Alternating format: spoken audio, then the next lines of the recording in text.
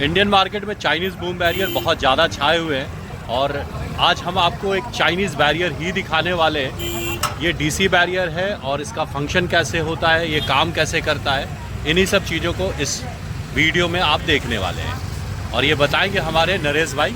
ये है नरेश भाई, ये है वो बैरियर। ये बैरियर है। सबसे पहले मैं आपको बताऊं कि अगर मैं चाइनीज़ बोल रहा हूं तो क्यों बोल रहा हूं। ये सब चाइनीज़ में लिखा हुआ है, ये सब चाइनीज़ में है, तो इसीलिए इसे चाइना का बूम बैरियर बोलते हैं। और जब से चाइना का बूम बैरियर इंडियन मार्केट में आया है, बूम बैरियर की प्राइसिंग बहुत कम हो चुकी है, बहुत ही ज़्यादा। तो क्यों कम हुई है, इनमें मैकेनिज़्म क्या होता है, मोटर क्या होता है, सिस्टम क्या होता है, इन्हीं सारी चीज़ों को समझेंगे। मेंटेनेंस क्या होती है ये भी समझेंगे। तो नरेश भाई, इस चाइनीज़ बैरियर के बारे में बताओ।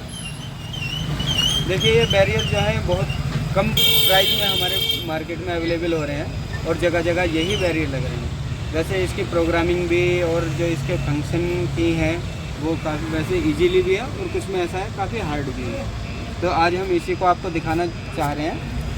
इसमें देखिए, इसमें सारी प्रोग्रामिंग इस कार्ड के थ्रू है। ये इसका कंट्रोल कार्ड है, इसमें सारा इसका मैनुअल इस पे लिखा हुआ है।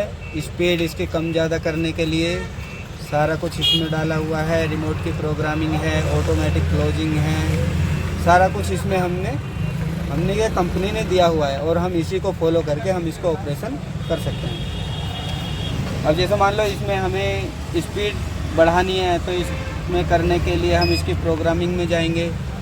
इसमें ये मेन्यू का बटन दिया हुआ है और जो भी नंबर यहाँ पर है उस नंबर को हम फॉलो करेंगे। हाँ, ये ऐसा ही है ना? हाँ, इसी से आता है। देखो ये ना H00 ऐसे यहाँ पे आ जाएगा H00 सबसे पहले, और 1 2 जोन से भी प्रोग्रामिंग पे हमें वो करना है, उसी पे ले जाके हम वो करेंगे। जैसे मान लो हमारे ऑटोमेटिक क्लोजिंग है, ये कौन से पे है 08 पे। अब यहाँ 00 आ गया है, अब हम इसको बढ़ाएंगे 8 पे लेके जाएंगे।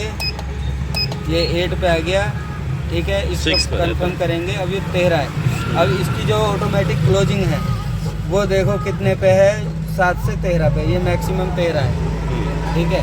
अगर हम मिनिमम कर देंगे तो फिर इसकी जो क्लोजिंग है वो बंद हो जाएगी। तो यहाँ पर ये सारे मेनूज दिए हुए हैं जिससे आप इस बैरियर को अपने हिसाब से सेट कर सकते हैं, कस्टमाइज्ड कर सकते हैं। मेन्यू है, मेन्यू से यहाँ पर सारा कुछ निकाला, अप डाउन करके इस नंबर पे आए और चीज़ अगर काम के लायक मिल गई तो यहाँ पर आकर के इसे कंफर्म कर दिया और बैरियर उस हिसाब से सेट हो जाएगा। इसका मोटर दिखाओ। ये देखो, ये इसकी मोटर है, ये डीसी है। ये हमारे ये डीसी पे चलता है। ये जैसे कार्ड है। एसी और डीसी मोटर में फ़र्क क्या होता है नरेश भाई? देखो, एसी का जो हमारा बैरियर है उसका जो कंट्रोल कार्ड होता है उसमें क्या होगा, हम डायरेक्ट एसी कार्ड में देंगे। हाँ, ठीक है। और इसमें डीसी में क्या है, पहले एक पावर सप्लाई लगेगी। पावर सप्लाई हमने इसमें लगाई हुई है, ये इसके जस्ट पीछे है। इसके पीछे सेट है 24 वोल्ट की। मैं दिखाता हूँ। यहाँ पर सप्लाई है और यहाँ से वायर निकल के आई, यहाँ पर ये इसे डीसी बना रहा है जी। और ये आ गया आपका मोटर के कनेक्शन, ये लिमिट स्विच के कनेक्शन।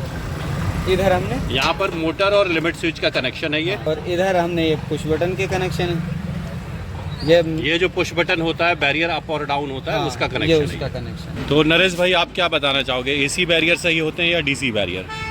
दोनों बैरियर ही ठीक है। अच्छा। डीसी भी और एसी भी दोनों अपनी अपनी जगह दोनों ही बैरियर अच्छे हैं। तो ये जो चाइनीज़ बैरियर मार्केट में आए हुए हैं, इनके पार्ट्स की कीमत क्या होती है? ऐसे खरीदते वक्त तो ये बड़े सस्ते होते हैं, लेकिन इनकी मेंटेनेंस और पार्ट्स की कीमत के बारे में बता दो। हाँ, ये पॉइंट है। इसमें क्या होता है, देखो एसी बैरियर जो है हमारा महंगा पड़ता है, लेकिन उसके बाद में अगर पार्ट्स लें तो पार्ट्स हमें सस्ते रेट पे मिल जाते हैं। हाँ, ठीक है। और इसी को अगर हम डीसी बैरियर पे लें, डीसी बैरियर हमें कम रेट में मिलेगा पूरा बैरियर, लेकिन अगर उनके पार्ट खराब होते तो उसके जो पार्ट होंगे वो हमें कॉस्टली प्रोवाइड होती है। उनकी कॉस्ट काफ़ी ज़्यादा होती है। और मेंटेनेंस करने में, इनको चलाने में, क्योंकि कोई भी जो बैरियर परचेज करता है तो 1 साल के लिए तो परचेज नहीं करता, कम से कम 5-7 साल के लिए बैरियर परचेज करता है। तो मेंटेनेंस में और रख रखाव में कितना खर्च आता है एसी और डीसी बैरियर में? देखिए, वैसे अगर रख रखाव सही हो तो ज़्यादा खर्चा भी नहीं होगा। कुछ साइटों पे ऐसा होता है कि जहाँ एएमसी भी नहीं कराते, लोग बाग चला रहा है, जैसे बैरियर चल रहा चलते रहने दो, तो उस केस में बैरियर ज़्यादा ख़राब होते हैं और फिर मेंटेनेंस की कॉस्ट भी बहुत ज़्यादा बढ़ जाती है। अच्छा, हाँ, अगर मेंटेनेंस सही टाइम से होता रहे तो कॉस्ट भी नहीं आएगी, मतलब ना के बराबर होगी। तो नरेश भाई का कहना है कि अगर आपने बूम बैरियर लिया है तो बूम बैरियर की प्रॉपर एएमसी कराएं, इसे आप मेंटेन करते रहें। अगर आप मेंटेन करते हैं तो आपका बूम बैरियर सही काम करेगा, फंक्शन सही इसकी होगी, और नहीं तो एक ही बार मोटा खर्च आएगा और ये आपको कबाड़ लगने लगेगा और खर्च इस लेवल पे आ जाएगा। क्योंकि इसके पार्ट्स बहुत महंगे होते हैं तो खर्च इस लेवल पे आ जाएगा कि जब आप इसके पार्ट्स चेंज करेंगे तो इसके पार्ट्स की कीमत और नए बूम बैरियर की कीमत ऑलमोस्ट एक जैसी हो जाएगी, और फिर आप इसे उखाड़ करके फेंकेंगे और नया बूम बैरियर परचेज कर लेंगे। फिर तो लास्ट ऑप्शन यही है, नया बैरियर लगाएंगे। तो चाहे सस्ता हो या महंगा हो, बूम बैरियर की अच्छी खासी कीमत होती है, और उस अच्छी खासी कीमत को पे करने के बाद अगर आप एएमसी नहीं लेते और बिना एएमसी के बूम बैरियर को अगर आप ऑपरेट करेंगे तो ये कहीं ना कहीं 2 से 4 साल होते होते ऐसा डब्बा बन जाएगा, और आपको या तो इसको मेंटेन करने में बहुत पैसा खर्च करना पड़ेगा, और नहीं तो फिर चेंज करना पड़ेगा। तो ये थी इन्फॉर्मेशन चाइनीज़ बूम बैरियर की, जो डीसी बैरियर हैं और मार्केट में बहुत सस्ते हैं। परचेज़ करने में ये आपको बहुत सस्ते मिलेंगे, लेकिन जब रिपेयरिंग करने की टाइम आएगी, मेंटेनेंस करने का वक्त आएगा, तो उस वक्त इसके पार्ट्स आपको बहुत महंगे पड़ेंगे। ऑलमोस्ट मिला जुला के बात एक ही बराबर हो जाती है।